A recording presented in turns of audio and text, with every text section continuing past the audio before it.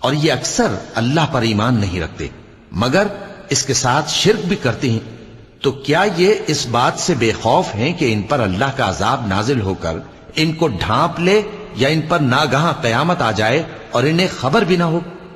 کہہ دو میرا رستہ تو یہ ہے، میں اللہ کی طرف بلاتا ہوں سمجھ بوجھ کر، میں بھی لوگوں کو اللہ کی طرف بلاتا ہوں اور میرے پیراؤ بھی، اور اللہ پاک ہے اور میں شرک کرنے والوں میں سے نہیں ہوں۔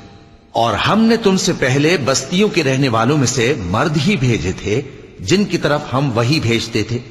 کیا ان لوگوں نے ملک میں سیر و سیاحت نہیں کی کہ دیکھ لیتے کہ جو لوگ ان سے پہلے تھے ان کا انجام کیا ہوا؟ اور متقیوں کے لیے آخرت کا گھر بہت اچھا ہے، کیا تم سمجھتے نہیں؟ یہاں تک کہ جب پیغمبر نا امید ہو گئے اور انہوں نے خیال کیا کہ اپنی نصرت کے بارے میں جو بات انہوں نے کہی تھی اس میں وہ سچے نہ نکلے، تو ان کے پاس ہماری مدد آ پہنچی، پھر جسے ہم نے چاہا بچا دیا، اور ہمارا عذاب اتر کر گناہگار لوگوں سے پھیرا نہیں کرتا۔